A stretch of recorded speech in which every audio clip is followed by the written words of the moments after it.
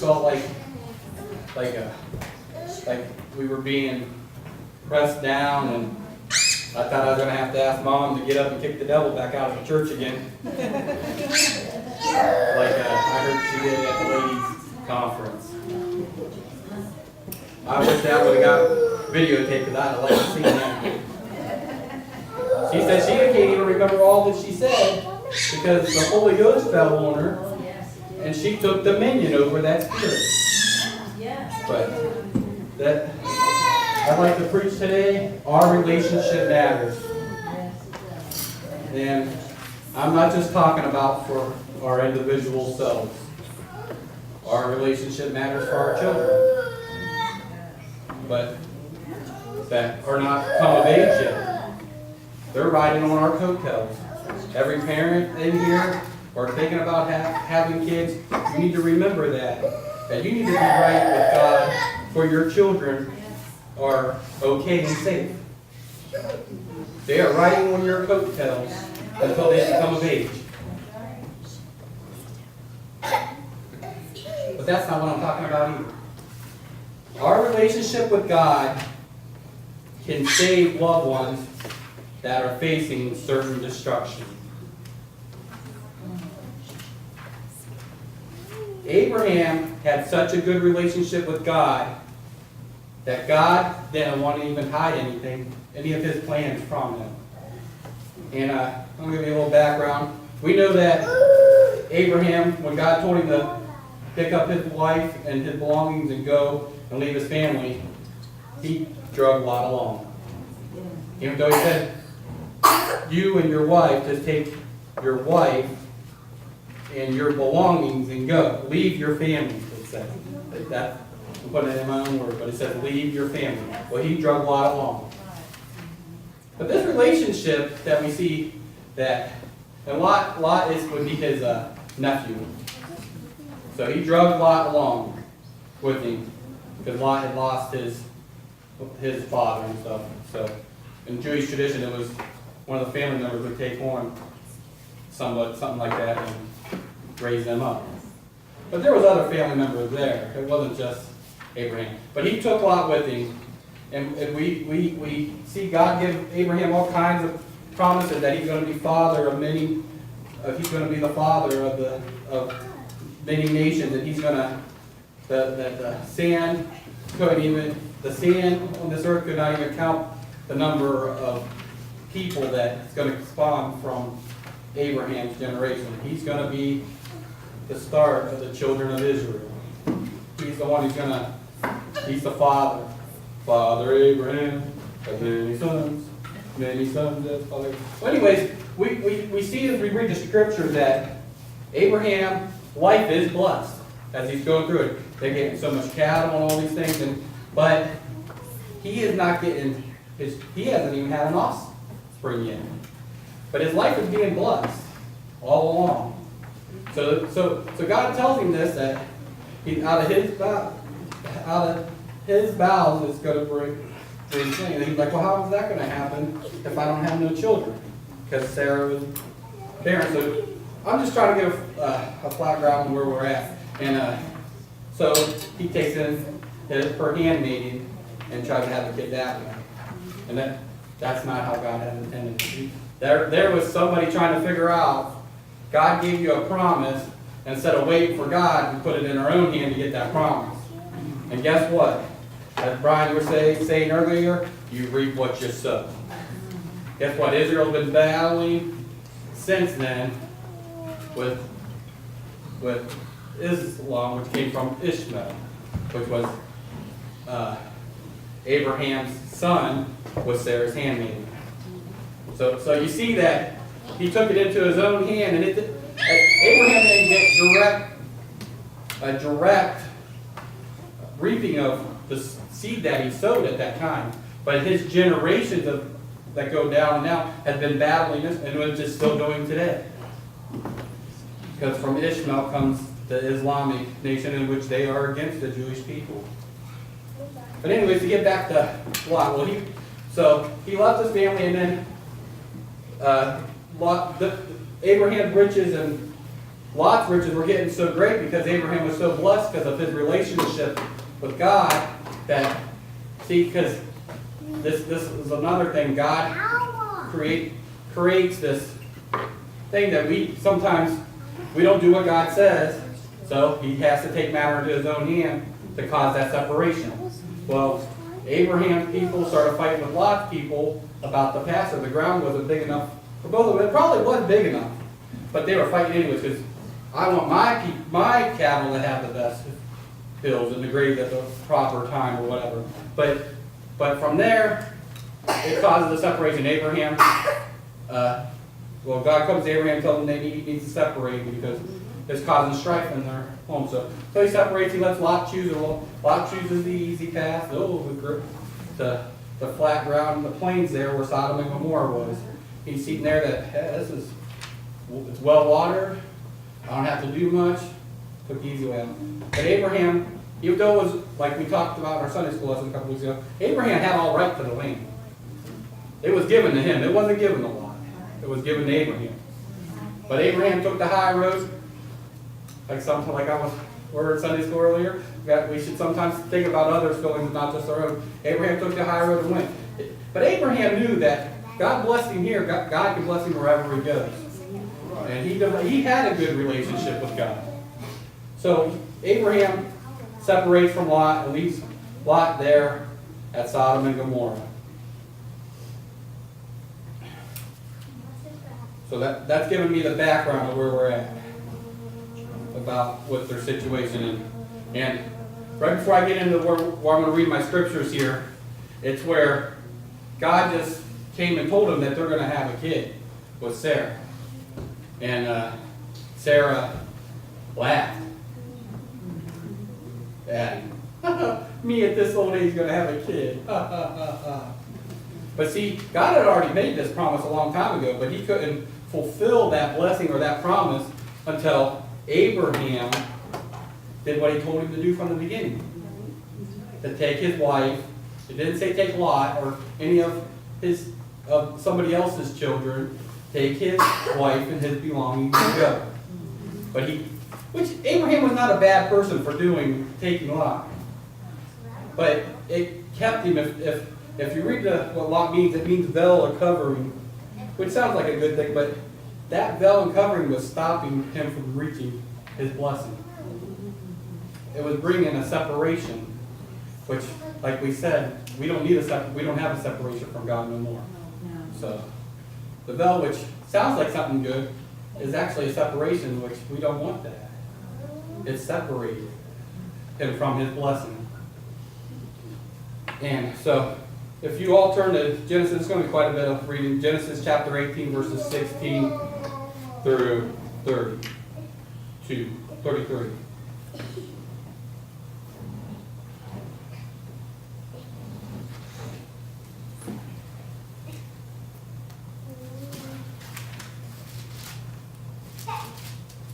And the men rose up from thence and looked toward Sodom. And Abraham went with them to bring them on the way. And the Lord said, Shall I hide from Abraham that thing which I do? Seeing that Abraham shall surely become a great and mighty nation, and all the nations of the earth shall be blessed in him. For I know him, that he will command his children and his household after him. And they shall keep the way of the Lord to do justice and judgment, that the Lord may bring upon Abraham that which he has spoken of him.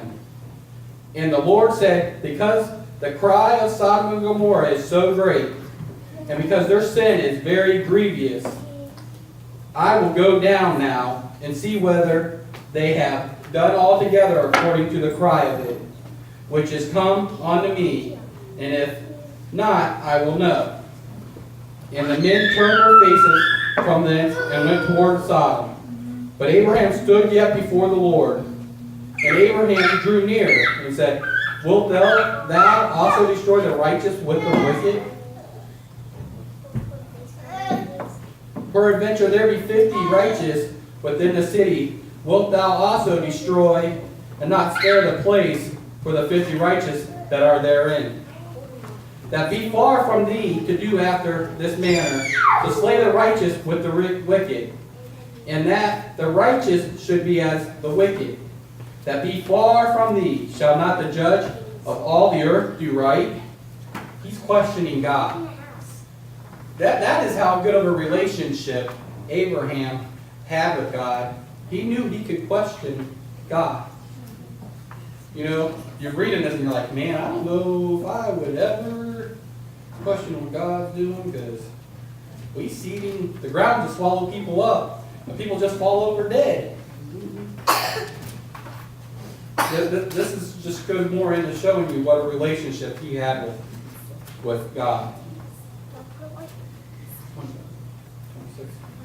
And the Lord said, if I find in Sodom 50 righteous within the city, then I will spare all the place for their sakes. And Abraham answered and said, behold, now I have taken upon me to speak unto the Lord, which am but dust and ashes. Peradventure there shall lack 5 of the 50 righteous. Wilt thou destroy all the city for the lack of 5? And he said, if I find there 40 and 5, I will not destroy. And he spake unto him yet again and said, peradventure there shall be 40 found there. And he said, I will not do it for 40's sake. And he said unto him, oh, let not the Lord be angry, and I will speak. He's thinking, oh man, I'm probably making him mad.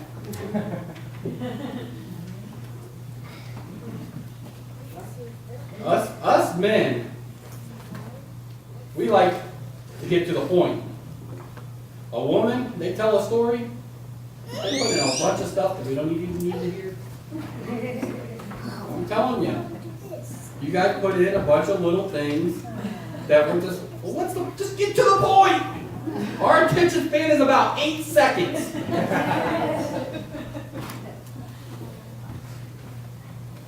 Diane, take 20 minutes to get to the point. Us men, we only have a few words we're going to say every day anyway, so you guys are wasting them on us.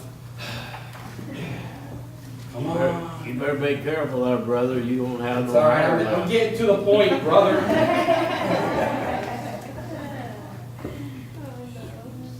But that's beside the point. I just thought it was funny because we are definitely different. Women go to, when they're telling a story, there was a little cat over there standing in the corner. It had nothing to do with the story, but they had to tell about the cat. And then they have to tell you all kinds of other stuff that has nothing to do with the point they're trying to make. You know?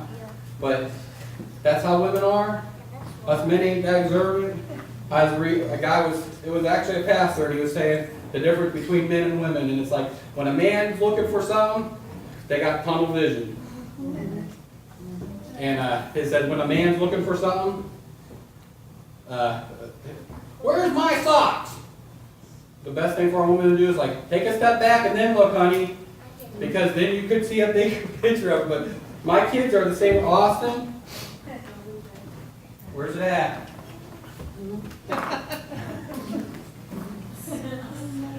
That's how it is. Where a woman, they see a big, wider perspective. Men got a tunnel vision when it comes to things like that. You're looking in the refrigerator, I can't find it. I don't see that in there. There it is. The second shelf down, but I can't see it from standing right here.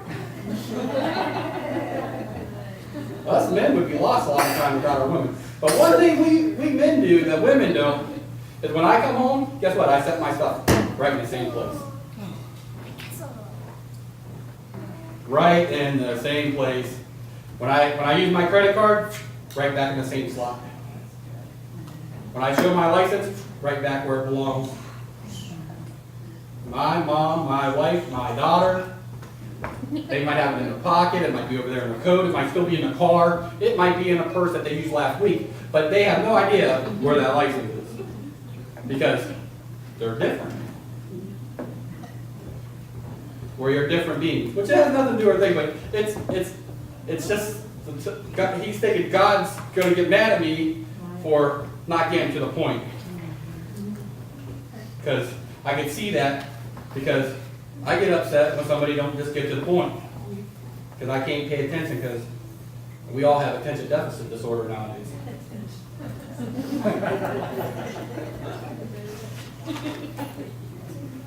We're breeding it with the stuff we have, guys. It is way worse nowadays than it ever has been because of what everything is. I want it now 20 minutes ago. We're tapping our foot at microwaves. Huh? Should have had it yesterday. Standing there, come on, that's 2 minutes! 2 minutes to make my meal! Instead, before, when we'd be sitting there for hours preparing. But we're so, we gotta have it now. We gotta have it now. It's a right now thing that 2 minutes is too long to wait. Our time is valuable. All right, now I know I wrote on. Third. Glad they have that up there just to keep my spot. And he said unto him, Oh, let not the Lord be angry, and I will speak peradventure. There shall 30 be found there. And he said, I will not do it if I find 30. If I find 30 there. And he said, Behold, now I have taken upon me to speak unto the Lord peradventure. There shall be 20 found there. And he said, I will not destroy it for 20's sake. And he said, Oh, let not the Lord be angry. And by this time I just said, Vinny!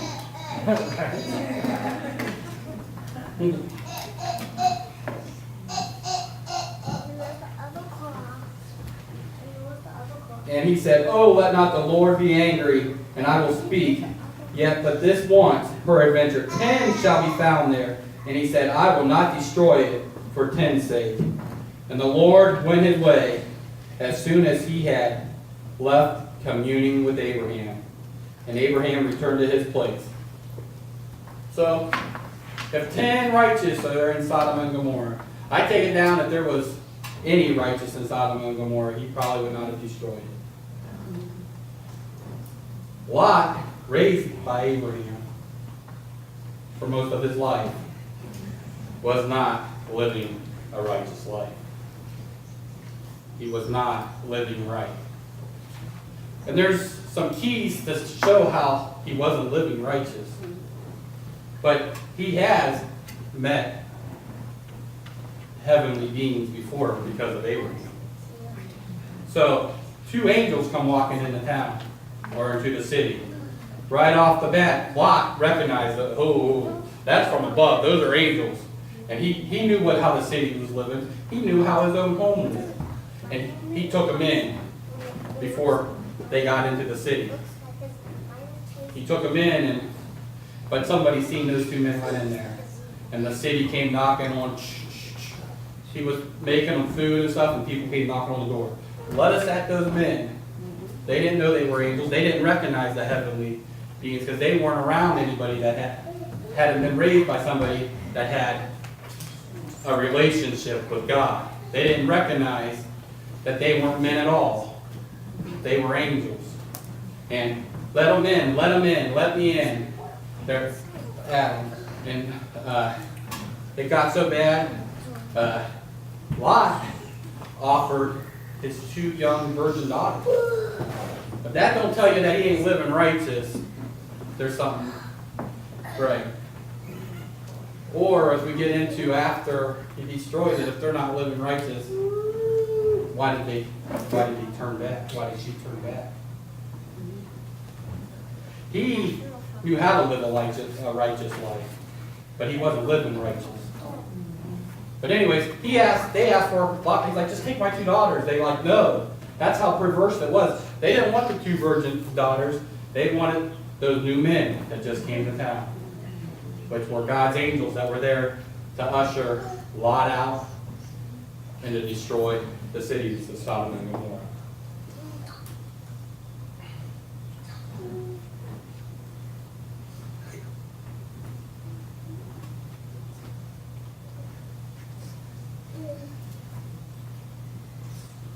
So with that being said,